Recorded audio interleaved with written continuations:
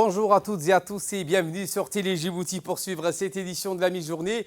Les titres de l'actualité.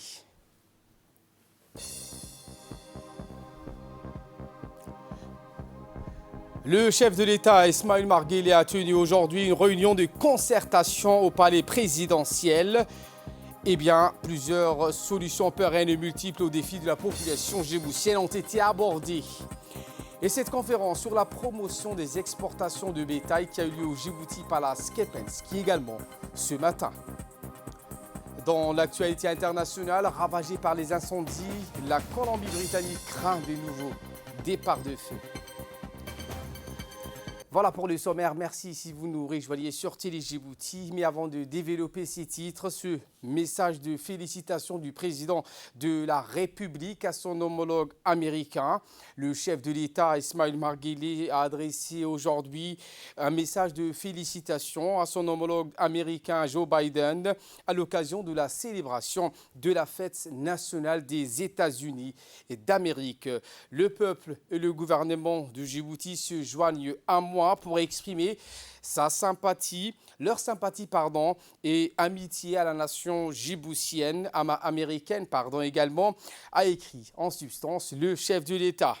Notre pays se réjouit des liens privilégiés de coopération qu'il entretient avec les États-Unis d'Amérique dans la quasi-totalité des domaines du développement. Il mit également à profit ce télégramme pour faire donc part de son attachement au partenariat stratégique liant les deux nations dans le domaine névralgique de la défense et de la sécurité, avant de réitérer ses vœux de succès et de réussite au président Biden et ceux davantage de prospérité et d'épanouissement au peuple américain. Je vous le disais en titre, cette réunion de concertation à la présidence. Le président Guelleh a tenu aujourd'hui une réunion de concertation au Palais de la République en fin de matinée. Dans ces volets de discussion, il a été question de trouver des solutions pérennes aux multiples défis dont la population djiboutienne fait l'objet. Autour de la table, le numéro 1 de la République qui a convoqué le Premier ministre Abdelkader Kamel Mahamad, plusieurs ministres et des directeurs concernés par cette problématique. La réunion de concertation a servi d'espace de dialogue et de réflexion autour de plusieurs défis, que cela soit lié à la dégradation des routes ou l'hygiène. Cette consultation a pour mission les voies et moyens de bâtir une Djibouti ville durable qui répond au bien-être de toute la population. C'est ce qu'a précisé dans son allocution le président de la République que je vous propose de suivre. Convoqué aujourd'hui pour chercher à régler les problèmes multiples qui nous empêchent de construire une capitale. Tous les services participants à cette problématique sont là. Et nous allons débattre la façon la plus efficiente de régler ce problème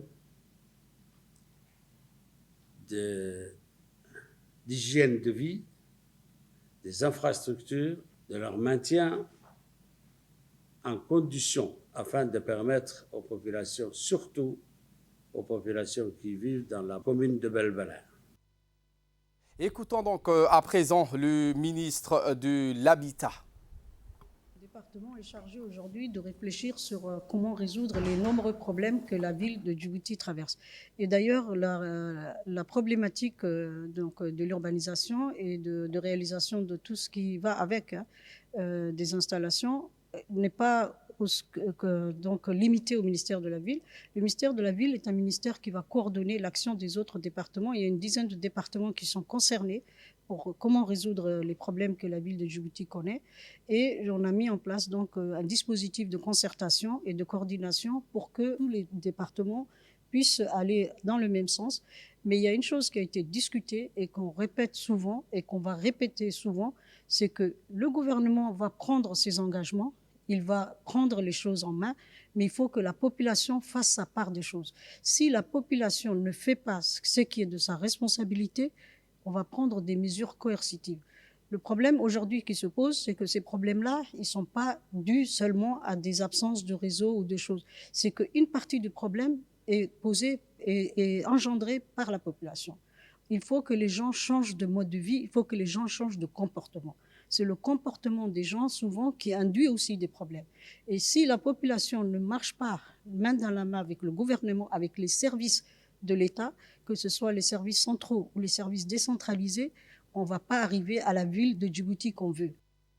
C'était donc Amina Abdi Adan, ministre de la Ville, de l'Habitat et de l'Urbanisme. Également dans l'actualité de ce 15h, le Premier ministre Abdelkader Kamil Mohamed a reçu en visite de courtoisie la ministre de la Culture et du Tourisme éthiopienne, Dr Erut Kassaou, et de la secrétaire d'État à la Culture de la République fédérale d'Éthiopie. La ministre a été introduite auprès du Premier ministre par la ministre de la Culture et de la Jeunesse, Dr Ibo Moumina Assowe, du ministre du Commerce, Mohamed Warsama Diriye, du directeur de l'Office national du tourisme, Ousmane Abdi Mohamed, et du secrétaire général du ministère du Commerce, de l'ambassadeur de l'Éthiopie à Djibouti. Elle a indiqué que ce premier festival qui a été tenu hier, un festival culturel djibouto-éthiopien qui a été couronné d'un franc succès. La première conférence de la promotion des exportations de bétail en République du Djibouti et la République fédérale démocratique de l'Éthiopie s'est ouverte tôt ce matin à l'hôtel Djibouti Palace Kempinski. Une conférence, la première du genre, a servi d'une plateforme d'échange entre les hauts cadres de Doralé Multipurpose Sport, en l'occurrence le directeur général PDSA, Jama Ibrahim Darar, le conseiller du président des autorités des ports et des zones franches, Mohamed Adan Wabali, connu sous le nom de John, et la directrice commerciale du DMP, Habon Abdurrahman Cher, qui ont tous donc apporté leur lumière sur la question d'exportation de bétail et les infrastructures modernes composées du nouveau port à bétail.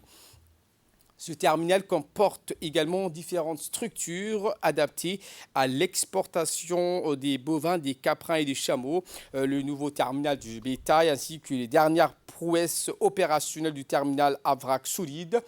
De quoi séduire les différents opérateurs éthiopiens et le ministère de tutelle éthiopien qui ont tous répondu présents à cette conférence. Reach in this livestock sector, but both Ethiopia and Djibouti. Écoutons à présent le ministre de l'Agriculture djiboutien. En guise d'ouverture de ce forum, je voudrais dire quelques mots. Je voudrais attirer l'attention que Djibouti est une grande cité maritime séculaire. Depuis les 2 dernières décennies, Djibouti est devenue une plateforme régionale et internationale capable de faire circuler non seulement des marchandises, mais également des animaux vivants du cheptel en provenance de l'Éthiopie et à destination de la péninsule arabique, demandeurs de viande et de cheptel sur pied. Je voudrais attirer également que Djibouti a toutes les capacités, les facilités par l'entremise du chemin de fer, par l'entremise de l'aire de repos, par l'entremise de terminal que nous disposons, terminal multipurpose, qui permettra de faciliter en 48 heures les cheptels à Djibouti en provenance de Millet. Le ministre des Infrastructures en visite de travail au Maroc, le ministre des Infrastructures et de l'Équipement, Hassan Ahmed Ibrahim, accompagné de M. Mohamed Abdallah Mohamed et Aïna Chiri, cadre de l'autorité de l'aviation civile de Djibouti, a pris part à la 26e Assemblée générale de l'Organisation arabe de l'aviation civile. Le ministre de la Communication chargé des postes et des télécommunications, M. Radouane Abdillahi Bahdan, a reçu ce matin l'ambassadeur de l'Union européenne et auprès de l'IGAD, M. Aden Ouattara pour une visite de travail dans son cabinet. Les discussions ont porté sur le renforcement de la coopération entre Djibouti et l'Union européenne, notamment dans le domaine de la technologie de l'information et de la communication.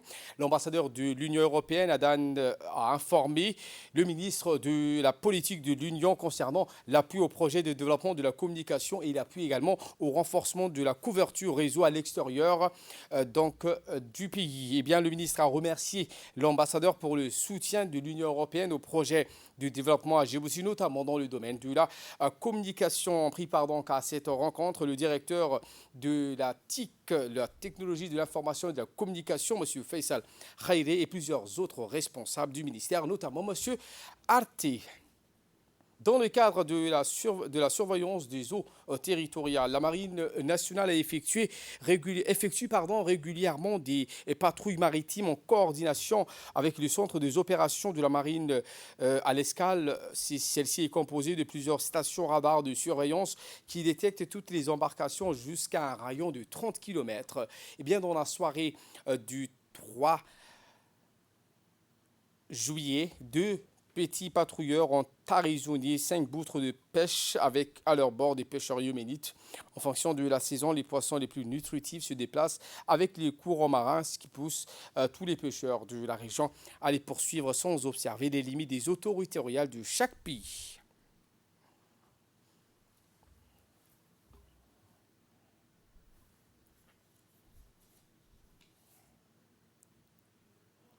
En nouvelles du monde, je vous l'ai dit en titre, ravagée par les incendies, la Colombie-Britannique craint de nouveaux départs de feu. L'Ouest du Canada prévoit déjà de nouvelles évacuations. Près d'1 million de personnes ont dû quitter leur domicile en Colombie-Britannique, où pour l'heure, 177 incendies sont enregistrés, dont 70 nouveaux.